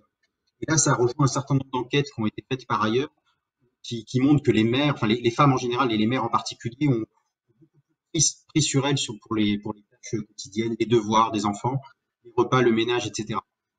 Donc, une situation qui était déjà de fait d'inégalité dans les tâches ménagères au sein des foyers a été presque accentuée par la crise, puisque les femmes ont autant continué leur activité que les hommes, mais ont dû prendre en plus beaucoup de tâches en plus liées au confinement et au fait que les enfants étaient là. Si on passe à la slide suivante, on va voir que l'épidémie, le virus et sa transmission, c'est des sujets qui ont été très présents dans le quotidien des familles. On va passer directement à la slide d'après, qui est un chiffre, à mon sens, très fort, puisqu'on a 57% des Français qui disaient, alors à cette époque-là, au moment du deuxième confinement, c'est peut-être un peu moins vrai aujourd'hui, qui parlaient chaque jour ou presque de l'épidémie avec leurs conjoints, leurs enfants ou les gens qui vivent sous le même toit que voilà, ça veut dire que pour une large majorité de Français, l'épidémie, le virus, c'est un sujet de conversation quotidienne. C'est vrai dans tous les milieux et dans tous les âges, mais c'est encore plus vrai dans les catégories populaires à 60% et parmi les parents à 60% également. C'est un peu moins vrai, là encore, chez les personnes âgées retraitées qui n'ont pas d'enfants. Si on passe à la slide d'après, on voit non seulement que les gens en ont parlé, mais aussi qu'ils nous ont dit, alors pour une moitié des Français, 49%, mais pour 61% des parents, ils nous ont dit c'est essentiel de parler de la lutte contre le virus et de la situation sanitaire en famille à la maison, et vous le faites le plus souvent possible. Donc, c'était pas uniquement un sujet de conversation, il y a des peurs et des inquiétudes, ce qui est bien compréhensible. C'était aussi vu comme une nécessité, alors plein de raisons, pour sensibiliser les enfants aux gestes barrières, avec leurs proches, avec à l'école, etc. Et puis c'était aussi une nécessité sans doute de compréhension de la société, de pédagogie par rapport à un moment qui pouvait être très perturbant pour beaucoup, pour les enfants, mais aussi pour les adultes au sein de chaque foyer. Donc, finalement, c'était aussi parler du virus, c'était une nécessité sans doute d'extérioriser tout ça, mais c'était aussi une nécessité pédagogique, notamment pour les enfants. Si on passe à la slide d'après, on a demandé concrètement aux parents, est-ce que vous avez le sentiment que vos enfants ont compris un certain nombre de choses pendant cette crise? Alors, par exemple, les raisons pour lesquelles des nouvelles habitudes ont dû être prises depuis plusieurs mois, le port du masque, les gestes barrières, etc. Là, on a 80% des parents qui disent oui, ils ont compris. Si on regarde dans le détail, on a un oui tout à fait, on est quand même qu'à 39%. Donc on voit qu'il y a une conscientisation des enfants qui ont compris la situation par ce travail de pédagogie qu'on a vu avant de la part des parents notamment. Voilà, même s'il y a toujours une part d'incompréhension qui reste bien évidente. Les enfants ont plutôt aussi bien compris les raisons pour lesquelles les parents imposent des périodes de confinement. Et puis les raisons pour lesquelles les écoles ont dû rester ouvertes à 72%. Là encore, on peut dire la même chose. Une forte compréhension, mais à la fois tout à fait n'est pas si pas non plus majoritaire. Et puis il y a 2 points qui sont très importants aussi, c'est qu'on a 64% des parents qui disent que leurs enfants sont inquiets du risque de contaminer d'autres personnes. Et puis 53% des parents nous disent aussi que leurs enfants sont inquiets pour leur propre santé. Donc c'est des choses qui sont très importantes, c'est-à-dire qu'il y a eu un travail de pédagogie sur les barrières, sur tout ça, qui était nécessaire, alors par les parents, par l'école aussi, bien évidemment, par tous les acteurs sociaux, hein. Mais que forcément ce travail a pu aussi, puis la situation sanitaire tout simplement, a pu créer des craintes chez les enfants pour leur propre santé, mais surtout pour les autres. Ça rejoint un peu ce qu'on se disait tout à l'heure, ce que je disais tout à l'heure, c'est qu'on a d'abord peur pour les autres avant d'avoir peur pour soi-même. Et cette peur pour sa propre santé, elle est encore plus forte parmi les enfants en logements sociaux, puisque 60% des parents vivant en logement social nous ont dit que leurs enfants avaient été inquiets pour leur propre santé. Sur la slide d'après, on va voir que à cette anxiété chez les enfants qui ont peur d'inquiéter, qui ont peur de contaminer leurs proches, répond une anxiété aussi des parents qui sont d'ailleurs plus inquiets pour la santé de leurs enfants que pour la santé de leurs aînés, les parents, leurs propres parents, grands-parents, tantes. Donc voilà, même si aujourd'hui, finalement, avec le recul, on se dit que le virus, il a davantage touché les personnes âgées, qui étaient les publics les plus à risque, il y a une vraie incertitude encore au moment de ce deuxième confinement, le premier, de savoir quel peut être l'impact sur les enfants. Il y a une vraie inquiétude chez les parents, les 3/4 d'entre eux, sur la santé de leurs enfants. Et puis, on a aussi 67% des Français qui disent qu'ils sont inquiets du risque de contaminer les personnes de leur famille. Et ce point-là, il est encore plus fort chez les jeunes, chez les moins de 35 ans, puisque 78% des jeunes sont contaminés. Enfin, dernière slide sur ces enjeux liés à la santé mentale, on voit que très concrètement, les enfants ont davantage sollicité leurs parents, puisque 41% des parents nous ont dit que leurs enfants les ont sollicités au quotidien plus que d'habitude. Et puis, 39% des parents également ont fait part du fait que leurs enfants semblaient plus inquiets ou préoccupés que d'habitude pendant cette période de crise sanitaire. Donc on voit déjà à ce moment-là, même si tous les problèmes de santé mentale ne s'étaient pas encore exprimés, qu'il y a une prémisse déjà de ces inquiétudes, de cette anxiété qui existe dans les familles, qui dans les mois suivants vont s'exprimer tout simplement par des symptômes, par des difficultés, par beaucoup de choses qu'on peut voir aujourd'hui sur le terrain. On va passer à la slide suivante sur finalement le vécu des familles, d'un point de vue plus organisationnel cette fois de la crise. Cette crise, elle a bien évidemment, on va encore passer à la slide juste après, elle a demandé à réinventer vraiment la vie des familles, organiser l'espace d'abord pour faciliter la cohabitation de tous, permettre la présence permanente ou presque des autres personnes vivant sous le même toit, pouvoir aussi s'isoler pour certains, se retrouver, etc. Concilier la vie de famille et l'activité professionnelle, en particulier pour les gens en télétravail, mais pas uniquement. Et puis comment aussi gérer la présence des enfants à la maison, etc. Donc tous ces nouveaux modes d'organisation, les familles disent en majorité que ça a été plutôt facile, même si là encore le très facile est beaucoup plus minoritaire. Mais surtout si on prend la question de la promiscuité, puisque ça rejoint beaucoup. On voit que 74% des Français ont dit certes que ça a été plutôt facile de vivre la présence permanente ou presque des autres personnes sous le même toit, mais on a quand même 26% qui n'ont pas très bien vécu cette promiscuité. Et on voit notamment là-dessus de manière très nette que ça a été moins bien vécu par les adolescents, jusqu'à 24 ans, jusqu'à les 15-24 ans, il y en a 33% qui l'ont mal vécu. Ça a été moins bien vécu aussi en région parisienne, à 32% pour des raisons de logement. Et puis, ça a été moins bien vécu aussi pour les gens vivant en logements sociaux, pour 34% d'entre eux. Donc voilà, une promiscuité qui, au global de la population française, a été plutôt facile à vivre, mais qui, lorsqu'on est dans des logements plus restreints et en zone urbaine, ont été cette fois plus difficiles à vivre. Si on passe à la slide suivante encore, on a demandé aux gens, est-ce que les mois qui viennent de passer, incluant la période de confinement, ont plutôt amélioré, dégradé ou n'ont pas vraiment changé les relations avec vos proches. Là-dessus, c'est intéressant et puis ça permet aussi de pas dire que des choses négatives, même si la crise sanitaire a été difficile pour beaucoup, c'est qu'on voit que cette crise sanitaire, elle a été aussi bénéfique parfois pour les relations intrafamiliales. On voit notamment parmi l'ensemble des Français, il y a plus de gens qui nous disent que leurs relations familiales se sont améliorées plutôt que de gens qui nous disent qu'elles se sont détériorées. Ce qui est finalement assez étonnant, hein, dans une situation où les gens finalement ont vécu beaucoup d'anxiété, ont vécu les uns sur les autres, etc. Donc on a 24% des Français en particulier qui nous disent que les relations avec les personnes qui vivent sous le même toit se sont améliorées.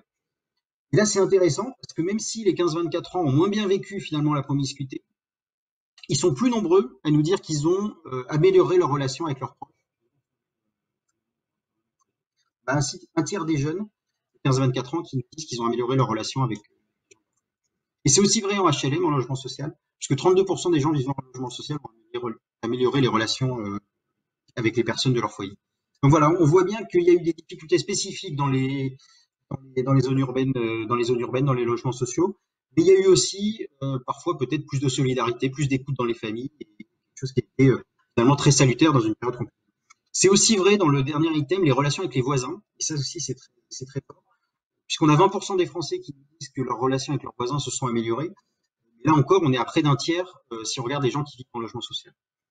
Donc il y a eu vraiment une solidarité intrafamiliale et puis jusqu'au voisinage qui a pu être très bénéfique dans certains cas. Enfin, sur la slide suivante, on a demandé aux gens est-ce qu'ils ont davantage, c'est un peu lié à la question d'avant, est-ce qu'ils ont davantage parlé ou échangé, moins parlé ou échangé avec leurs proches pendant la crise sanitaire. Et on a, là encore, 24% des Français, si vous regardez le graphique du bas, qui disent avoir davantage parlé avec les autres membres de leur famille. Et là encore, c'est d'autant plus vrai pour les jeunes, puisque 37% des 15-24 ans nous ont dit avoir davantage échangé pendant la période avec les membres de leur famille. Ça rejoint notamment ce qui était dit avant sur tout ce qui est fait pendant cette période de crise sanitaire. Elle est faite aussi avec les parents, elle est faite avec les familles, parce que c'est un moment aussi où il y a beaucoup plus d'interdépendance. Voilà, troisième sujet, en passant à la slide d'après, qui est évoqué aussi déjà, hein, l'usage des outils numériques et des écrans pendant les confinements. On voit, si on passe à la slide, voilà, la slide suivante, on voit bien, ça aussi, ça a été beaucoup évoqué. Hein, les Français ont une vision à la fois négative et positive des écrans après l'expérience de cette crise sanitaire qui a révolutionné pour beaucoup l'usage du numérique, puisque ces écrans, ils contribuent. Il y a déjà un pendant négatif, hein, c'est qu'ils contribuent à creuser parfois des inégalités, puisque tout le monde n'est pas équipé de la même manière. Alors là, on a 75% des Français qui s'expriment. Mais c'est aussi des outils qui ont permis, dans la partie positive, hein, aux personnes isolées de se sentir moins seules, 72% des répondants. Pour 71%, elle a permis aussi de créer des habitudes qui vont continuer au-delà de la crise sanitaire, qui correspondent finalement à un vrai besoin. Et puis, 70% des Français nous ont dit aussi que ces outils ont permis de se parler plus souvent. Donc voilà, ils ont été finalement un moindre mal, même si les difficultés existaient, un moindre mal pendant ces confinements qui empêchaient de voir directement la plupart de nous. La slide suivante va nous intéresser aussi sur comment les parents ont pu gérer le temps passé par leurs enfants devant leurs écrans. Et là, on voit que ça a été bien entendu une grande difficulté pour les parents qui n'étaient pas tous, qu'ils étaient armés ou non en termes de connaissances technologiques.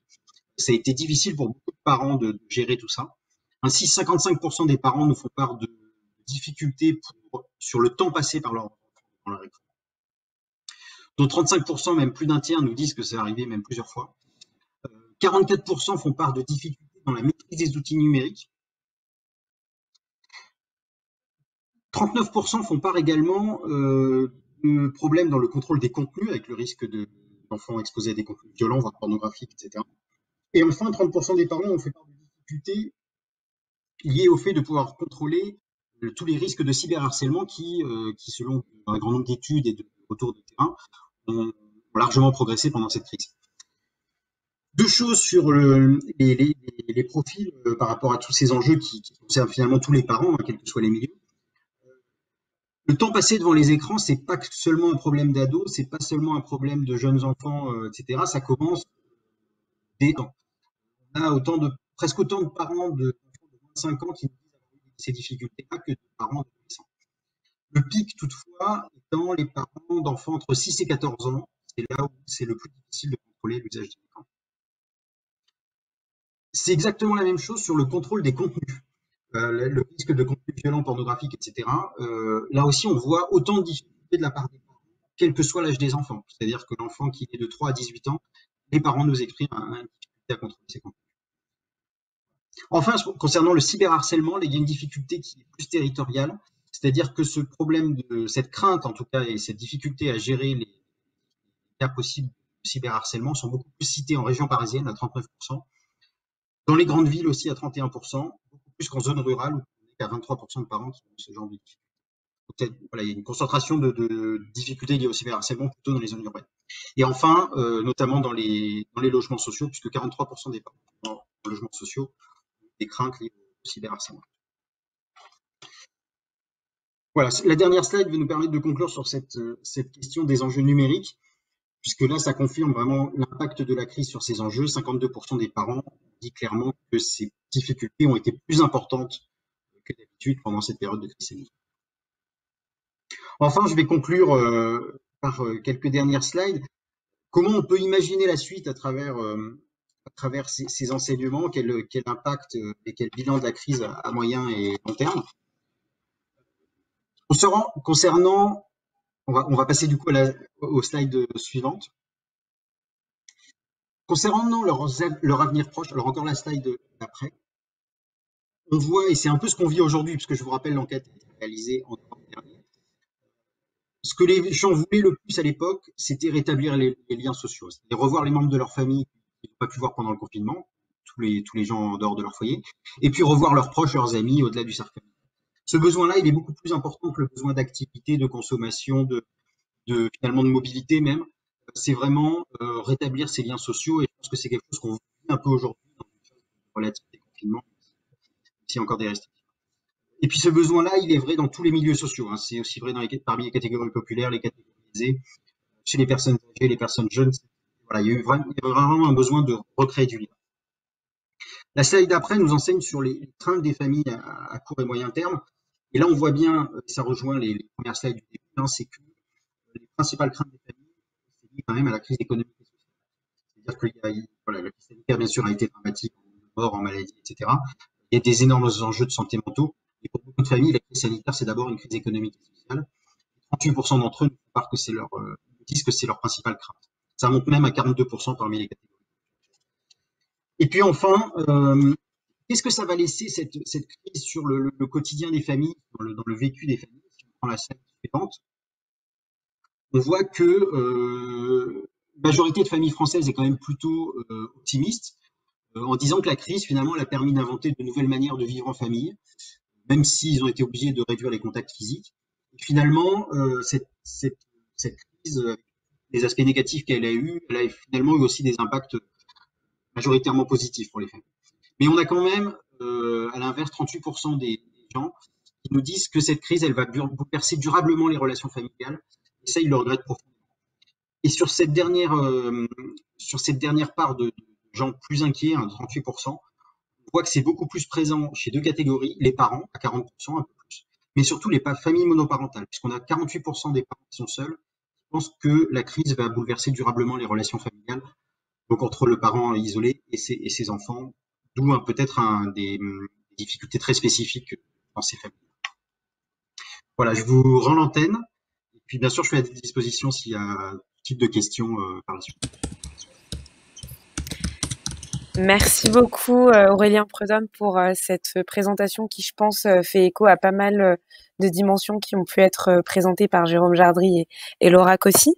J'ai reçu quelques questions dans le chat. Donc la première qui fait écho à votre slide sur le fait que les femmes ont vécu un petit peu plus difficilement le confinement que les hommes. Donc je crois que le ratio c'était 51% pour les femmes, 49% pour les hommes. Donc ça a surpris... 41, pardon. Donc la question, c'est 42, pardon. Ces chiffres sont surprenants quand on pense à la répartition des tâches domestiques, à la charge mentale qui pèse sur les femmes. Pensez-vous qu'il y ait eu un biais dans les réponses des femmes qui ne se rendraient peut-être pas pleinement compte de tout ce qu'elles font dans l'espace domestique? Peut-on penser que le caractère inédit de cette crise a permis de révéler la forte importance de cette dimension? Non, je pense qu'il y a eu... Les femmes nous disent qu'elles ont vécu plus difficilement la crise. Hein. Je crois que ça a été compris de manière inverse. Au contraire, justement, elles expriment plus de difficultés parce qu'il y a eu cette charge mentale, parce qu'il y a eu beaucoup plus ils ont pris en charge beaucoup plus de tâches quotidiennes. Et ça, elles l'expriment en tout cas beaucoup plus. Enfin, c'est comme ça qu'on peut expliquer le fait qu'elles aient eu plus de difficultés en famille, bien entendu. Et ça rejoint. Il y a eu beaucoup d'enquêtes là-dessus. Je vous invite à. Il y a eu beaucoup d'enquêtes qui permettent vraiment d'objectiver ces données. Hein. C'est-à-dire que le temps passé par les femmes pour les tâches familiales ont beaucoup progressé pendant cette crise sanitaire. Une deuxième question. Savez-vous si cette étude va être poussée afin d'avoir un retour des familles 1 an après, voire plus? La décision n'a pas encore été prise, mais je pense que ça pourrait être très utile en tout cas de suivre ces choses dans la durée. Est-ce que ça sera dans le cadre de cette étude ou d'autres? Il y a eu d'autres études hein, sur bien sûr par les Français, par les familles, etc. Mais en tout cas, c'est sûr que le suivi de tout ça sera très important. On le voit sur beaucoup d'enjeux, hein, les enjeux de santé mentale, on en parlait beaucoup moins après le premier confinement. C'est des choses qui ont mis du temps avant de ressortir.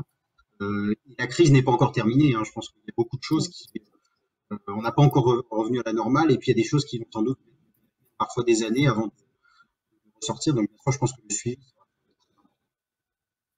Une dernière question peut-être avant de laisser un petit peu la parole à Sylvie Charrière. Donc sur la question du numérique, savez-vous si les problèmes d'addiction sont plus présents dans certaines couches sociales, dans certains territoires que dans d'autres?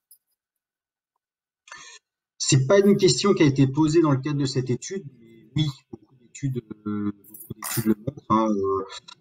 Alors la première des addictions, le tabac, il y a une grande étude qui vient de sortir sur la consommation qui, pour la première année depuis longtemps, n'a plus baissé, voire même augmenté depuis 1 an, et notamment parmi les catégories populaires. Mais si on prend l'ensemble des addictions qui sont nombreuses, et il faudrait aller voir après dans chaque addiction, bien entendu, c'est une prévalence qui est plus forte dans certains milieux, dans certains âges, bien sûr, même si le problème des addictions transcende très largement les milieux sociaux.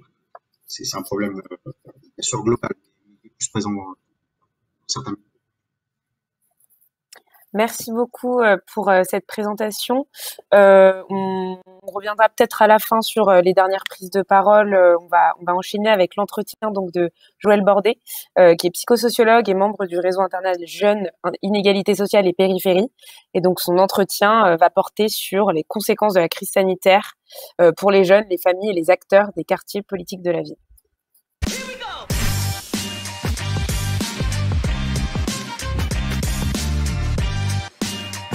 Pour cette journée du printemps des cités éducatives consacrée à la crise sanitaire, nous recevons Joël Bordet, chercheuse et psychosociologue. Nous vous remercions, Joël Bordet, d'avoir bien voulu intervenir. Vous êtes chercheuse, psychosociologue, et nous connaissons votre écoute et votre conscience des enjeux et des effets, justement, de cette crise. Militante de l'éducation populaire et acteur de longue date de la politique de la ville, vous avez mené différents travaux pendant le confinement, portant notamment sur les jeunes et les familles pendant cette crise, avec le réseau de recherche-intervention Jeunes, Inégalités sociales et Périphérie, que vous avez créé.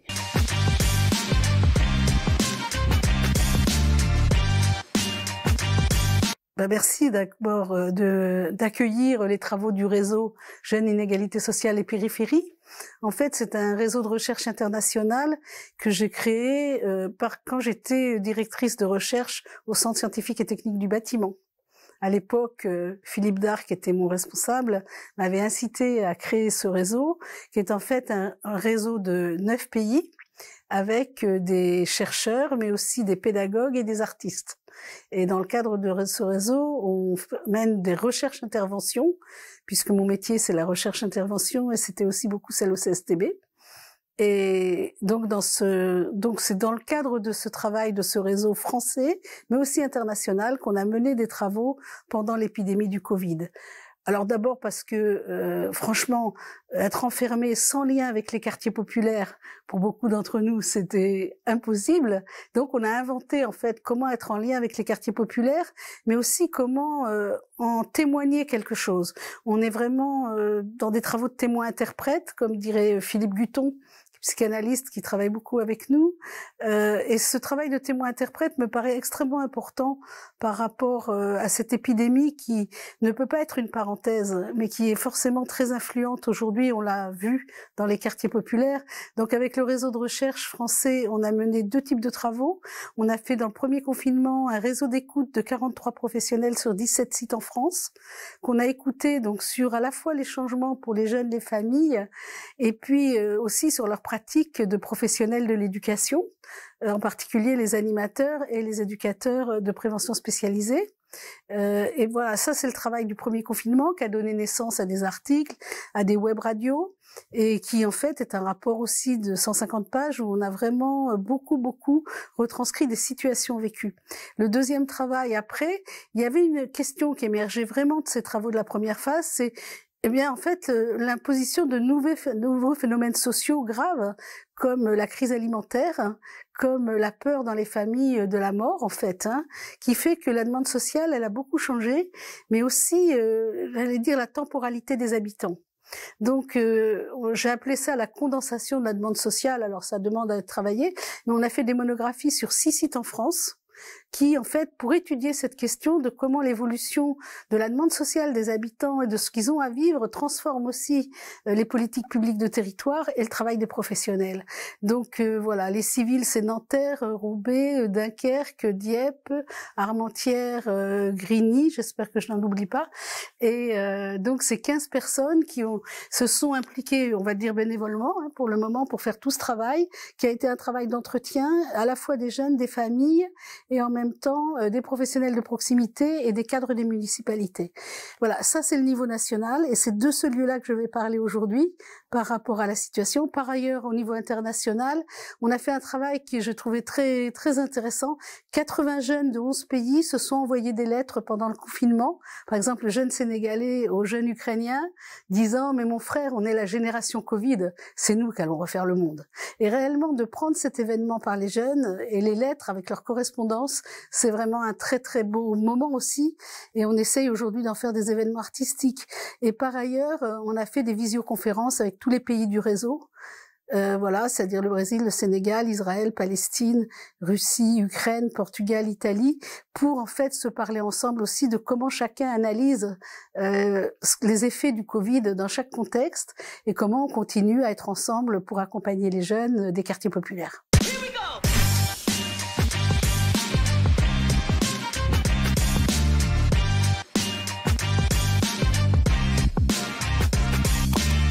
Oui, alors c'est vrai que cette question elle est importante, c'est-à-dire moi je pense qu'il faut faire attention à pas traiter, même si on sort et j'espère bien de l'épidémie du Covid et j'espère assez vite parce que c'est vraiment très très très important pour tous et qu'on sera pas rattrapé par des variants. Enfin vraiment, il y a vraiment un vrai enjeu aujourd'hui.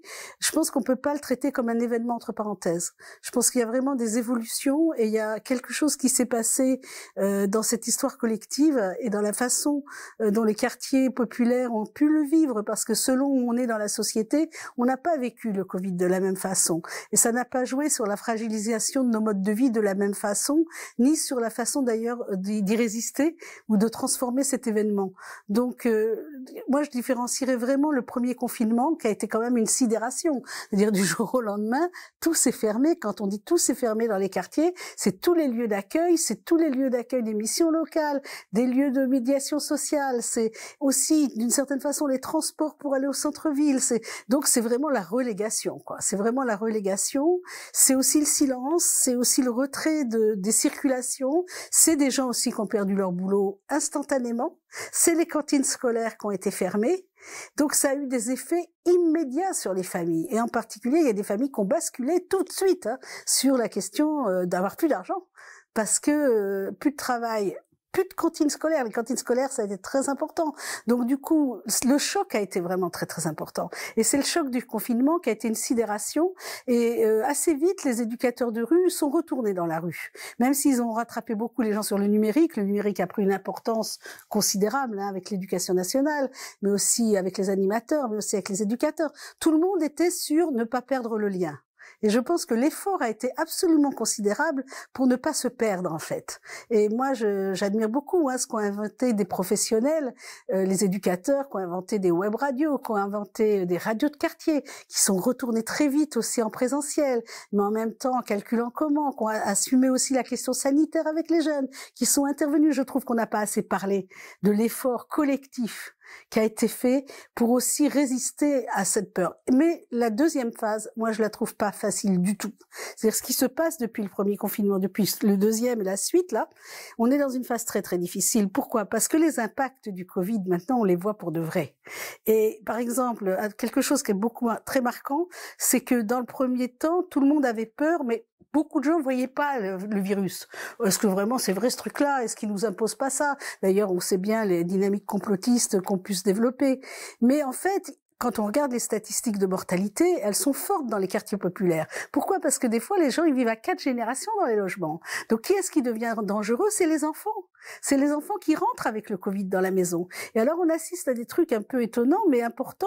Des jeunes qui disent, mais quand on est dehors, on est entre nous, on va pas se donner le Covid. Et qui n'arrivent pas très bien à réaliser que, oui, ils vont se le donner entre eux, et c'est là qu'ils vont rentrer à la maison avec. Mais en fait, c'est tellement difficile de rester à la maison. On peut pas rester à la maison. Donc, vous voyez, ce dedans-extérieur, intérieur-extérieur, qui est quand même quelque chose de très important dans les quartiers populaires. On vit dedans-dehors, on peut pas vivre tout le temps dans le logement. Les logements, ils sont trop petits. Puis il y a toutes les générations. Et alors, quand l'école, il faut faire l'école à la maison, ben, qu'est-ce qui s'est passé? C'est que les garçons sont sortis, très souvent, et ils sont sortis aussi pour gagner de l'argent rapidement. Alors du coup, on a assisté effectivement, alors le trafic au début un peu tombé, mais après il est reparti, et surtout le mouvement de ce qu'on appelle l'ubérisation, c'est-à-dire en fait, pour faire vite, c'est le livreur, quoi. Et plein de jeunes sont devenus livreurs. Pourquoi? Pour rapporter de l'argent rapidement dans les familles. Parce que ça basculait, et c'est quand même indigne d'aller faire la queue pour obtenir à manger. Donc le nombre de femmes en famille monoparentale, par exemple, qui se sont battues pour avoir des emplois, et qui du jour au lendemain se retrouvent à faire la queue. Je me rappelle d'une dame qui dit, mais c'est indigne, quoi. Et donc moi, je suis devenue bénévole parce qu'il fallait que j'aille faire la queue. Donc je faisais les deux. J'étais à la fois bénévole et je faisais la queue. Donc vraiment, cette question des réactions sur le premier confinement, on trouve la suite aujourd'hui. Et on peut pas dire que c'est une réouverture. On peut dire qu'il y a une poursuite des effets, et des effets qui sont tangibles sur d'autres dimensions, j'allais dire, que le Covid tout seul. C'est-à-dire la question alimentaire, et la question financière surtout, la question d'avoir de l'argent qui rentre dans les familles. Et puis la question de la peur de la mort. Donc là, on voit bien qu'il y a une transformation en fait de la demande sociale qui est due effectivement à ces transformations-là. Donc vous voyez, ça fait processus. Voilà, c'est ça que je veux vous dire, c'est que ça fait processus. Je pense que tous les acteurs sont dans le processus. Il y a aussi des municipalités. Alors moi, j'ai beaucoup observé les municipalités, parce qu'il y a des services entiers quand même qui sont très en retrait. Depuis, malgré tout, les services de guichet, on va dire entre guillemets, sont en retrait. Que ce soit les missions locales, que ce soit même l'ASE, que ce soit. Et donc en fait, c'est les acteurs de la proximité territoriale qui se sont vraiment retrouvés en première ligne, quoi. Et en particulier les municipalités. Alors c'est vraiment intéressant de voir les types d'inventions collectives qui se sont passées avec les municipalités. Par exemple, à Grigny, parce que j'ai fait la monographie sur Grigny, ils ont ouvert la plateforme canicule pour aller chercher tous les gens isolés. Ils les appelaient 3 fois par semaine pour voir quelles étaient leurs demandes et en même temps refaire le lien avec l'accès aux droits. Parce que ce qu'on a vu, alors après je vais parler peut-être effectivement de comment ils ont vécu tout ça, mais pour dire qu'on est dans le processus, il faut pas penser que c'est fini et que c'est très très important, par exemple dans le cadre des cités éducatives, de pouvoir prendre en compte les effets de ce processus parce que en fait, ça va forcément être aussi une couleur des cités éducatives. Ou alors, ça veut dire que les cités éducatives sont en surplomb de tout. Mais je sais que c'est pas la réalité. Donc, c'est intéressant aussi pour les cités éducatives d'analyser comment, de fait, elles prennent en compte qu'on n'est pas dans n'importe quelle période. Et que là, il y a une période à accompagner qui est très importante.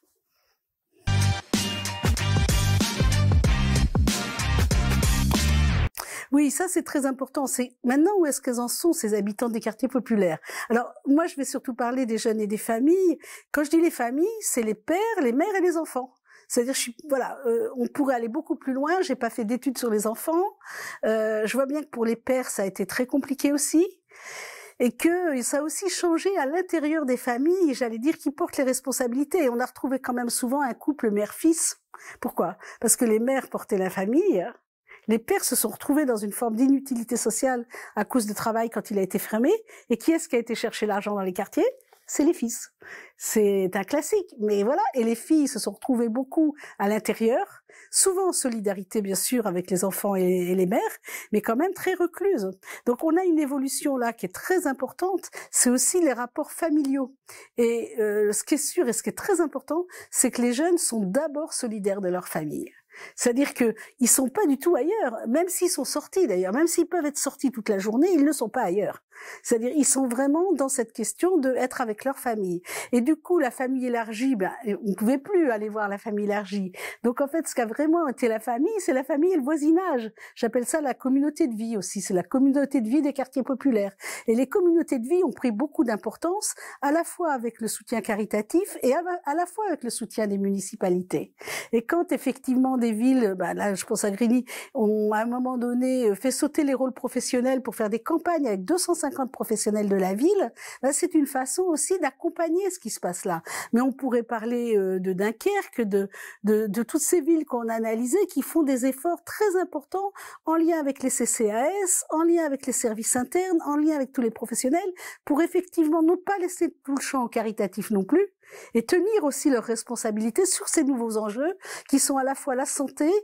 La santé, c'était déjà un enjeu, mais là, il y a des enjeux aussi de santé mentale. C'est-à-dire, on voit des gens qui vraiment basculent, pour lesquels on est au bord de l'implosion. C'est très difficile. Donc, même les enjeux de santé mentale, ils ont bougé. Et puis, les enjeux de santé tout court. Et puis les enjeux effectivement alimentaires. Donc la question éducative, si on veut la traiter, il faut la traiter aussi à travers ça. Je pense que le volontariat rémunéré, ce qui est intéressant, c'est que ça permet rapidement de faire rentrer dans les familles de l'argent légal. Et je pense qu'on a une question sur le légal-illégal. Et l'ubérisation, effectivement, crée du flou par rapport à tout ça. Donc voilà, et la réponse sécuritaire, de sécurité publique, ne pourra pas tout transformer des enjeux aujourd'hui de rapport à l'argent légal. Et aussi, les jeunes vont pas retrouver tout de suite comme ça les chemins de l'autonomie par la formation professionnelle. Sinon, il risque d'y avoir une césure à l'intérieur des quartiers populaires entre ceux qui, de fait, vont pouvoir se saisir, j'allais dire, de l'offre d'autonomie, et puis ceux qui ne pourront plus s'en saisir. Parce que de fait, ils seront pris dans un conflit de loyauté aussi avec leur famille. Donc je pense que si on veut pas une césure dans les quartiers populaires entre ceux qui, de fait, vivront des forces endogènes du quartier parce qu'ils ne pourront pas faire autrement et qui seront dans une confrontation malheureusement souvent avec la police, et de l'autre des jeunes qui vont se saisir de l'emploi et de l'autonomie, si on veut qu'il y ait une continuité pour tous les jeunes de l'accès à l'autonomie, il faut pouvoir mettre en place des formes de travail qui permettent effectivement d'empêcher cette césure.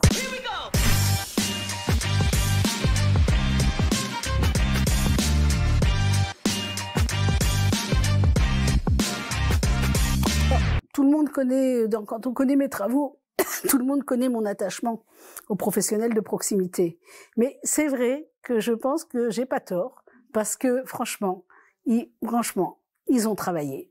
Et ce qui est très triste, alors pas toujours, pas partout, ils ont pas fait tout ce qu'ils voulaient, mais je pense que ce qui est pas bien, et je sais pas comment on aurait pu faire autrement, mais d'avoir été considérés comme des activités non essentielles pendant plus d'1 an, c'est quand même extrêmement difficile dans une professionnalité.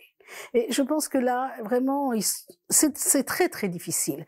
Donc, comment accompagner les professionnels pour que très rapidement, ils se sentent essentiels dans les quartiers populaires et pas comme non essentiels, parce que l'éducation nationale serait essentielle et les forces de sécurité seraient essentielles, mais pas les animateurs et les éducateurs. Et là, je pense que c'est pas bien. C'est pas bien parce que c'est pas juste. C'est pas juste parce que les lieux que tiennent les animateurs et les éducateurs sont des lieux de médiation sociale, sont des lieux aussi d'accompagnement éducatif, mais aussi si on a des rixes dans les quartiers aujourd'hui, c'est aussi parce que les lieux de médiation sociale n'ont pas pu être ouverts et que du coup ce rôle de la médiation, ce rôle de faire tomber la pression, de faire aussi accompagner les jeunes et les enfants par rapport à ce qu'ils vivaient.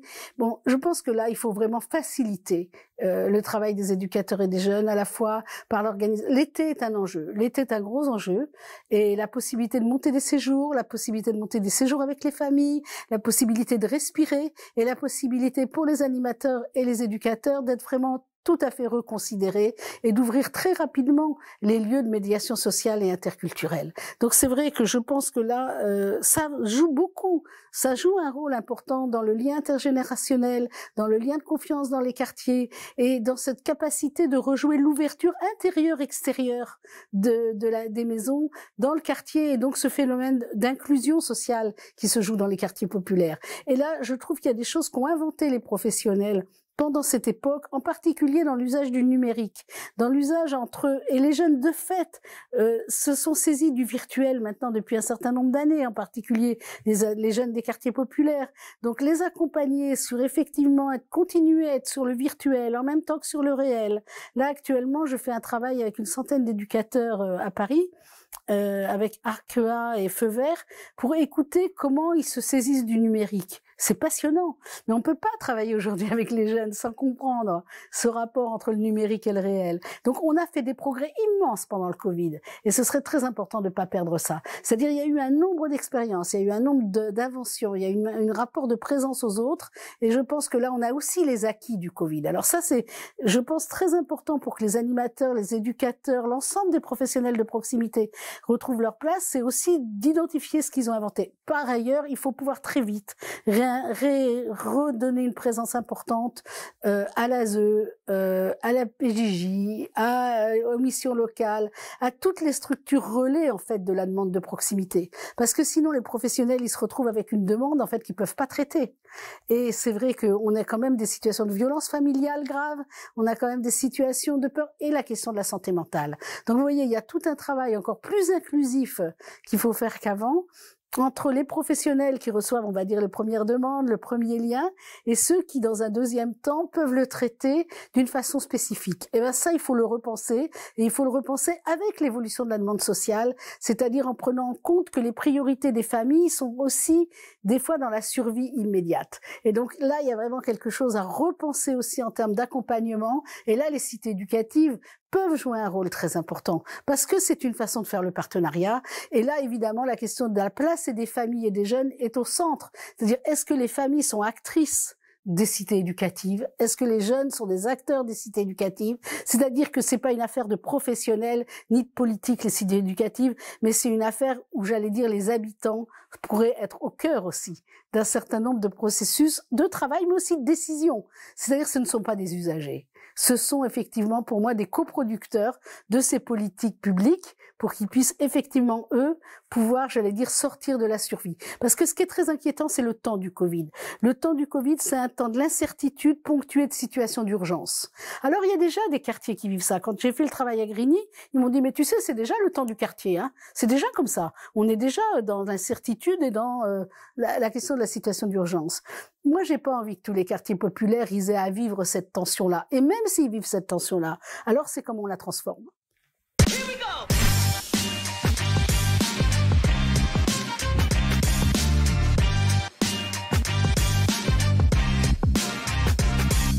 Donc les enjeux à tenir, eh ben c'est déjà de ne pas perdre ce qui s'est passé. C'est déjà regarder ce qui s'est passé, regarder ce que ça produit, et ne pas perdre le fait que les familles sont au cœur des choses et que les familles peuvent être tout à fait acteurs des transformations. Et d'ailleurs, on l'a bien vu que quand l'école elle était fermée et qu'il a fallu faire à l'école à la maison, qui c'est qui faisait l'école? C'était quand même les familles. Donc la question même des familles comme co-éducateurs, c'est pas un vain mot dans les quartiers populaires. L'autre chose qu'il faut effectivement retravailler, c'est la question des situations de survie immédiate, alimentaire, de santé et de santé mentale. Il faut pouvoir le réarticuler avec les dynamiques éducatives et avec effectivement ce rapport entre l'école, le territoire. Et là, on est en plein dans les cités éducatives. C'est comment, effectivement, l'éducation, c'est tout ce travail collectif. Et c'est aussi donner du temps au temps. Alors moi, j'ai la chance actuellement, je le dis comme ça, hein, de créer des ateliers de la pensée critique dans le cadre des cités éducatives, et j'en remercie beaucoup la NCT, mais aussi le Clémier et la DGESCO, avec qui c'est très intéressant de travailler. Et ben moi, je suis contente de faire les ateliers de la pensée critique en ce moment, parce qu'en fait, c'est des moments qui donnent du temps au temps. C'est des moments où on se pose, c'est des moments où on pense ensemble, c'est des moments où il y a du collectif pour penser, donc quelque chose qui n'est pas non plus dans l'efficace tout de suite de la survie, mais n'empêche qui fait respirer. Et je pense que ça, c'est un enjeu qu'il faut tenir, c'est comment respirer parce que c'est le temps de la respiration qui permettra de sortir de ces temporalités aussi d'incertitude et de survie immédiate. Donc il faut vraiment donner du temps au temps, et je pense que l'été doit être un temps fort de se donner du temps au temps pour respirer. Donc vous voyez, on a plusieurs enjeux, et je pense qu'on peut prendre le Covid bien sûr du côté de la difficulté, mais aussi de ce qu'on en apprend, et de ces exigences qui fait qu'on a à tenir des choses peut-être plus vite qu'on ne les aurait tenues s'il n'y avait pas eu le Covid. Donc voilà, je pense que c'est pas du tout pour dire que c'est bien le Covid, mais c'est de dire que c'est une donne qu'il faut intégrer en fait dans nos capacités de mobilisation actuelles.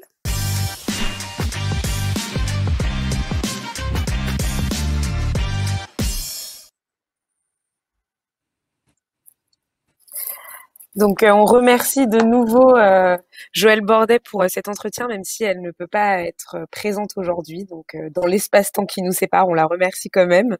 Peut-être une réaction, Madame Charrière, suite à cet entretien de Madame Bordet qui complète vraiment bien toutes les interventions qu'on a pu avoir aujourd'hui.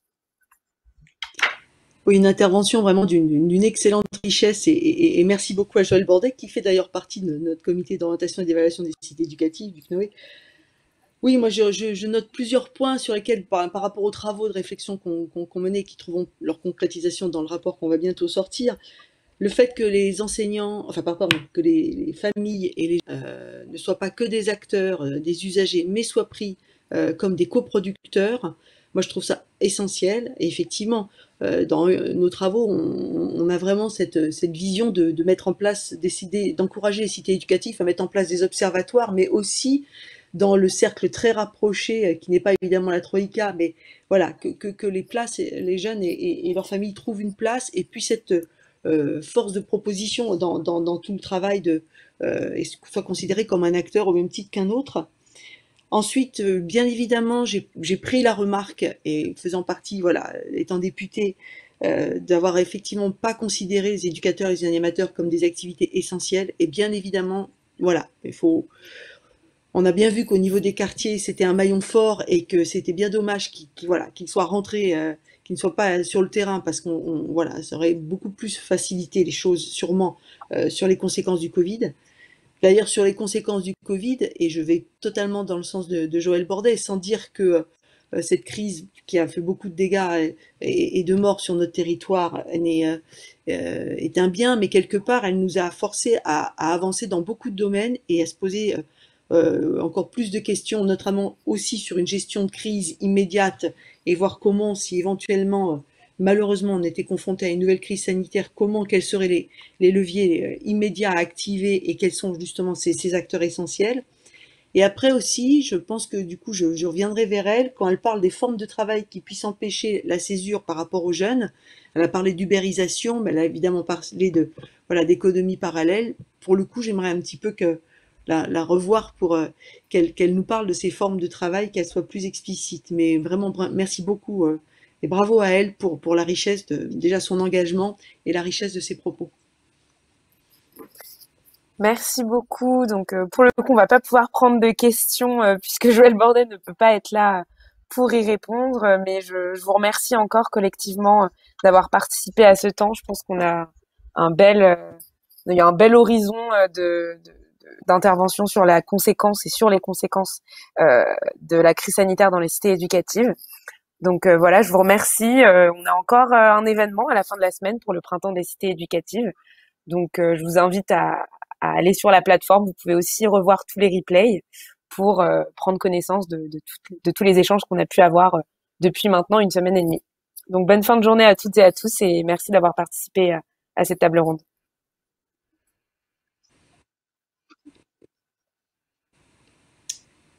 Merci à toutes et à tous.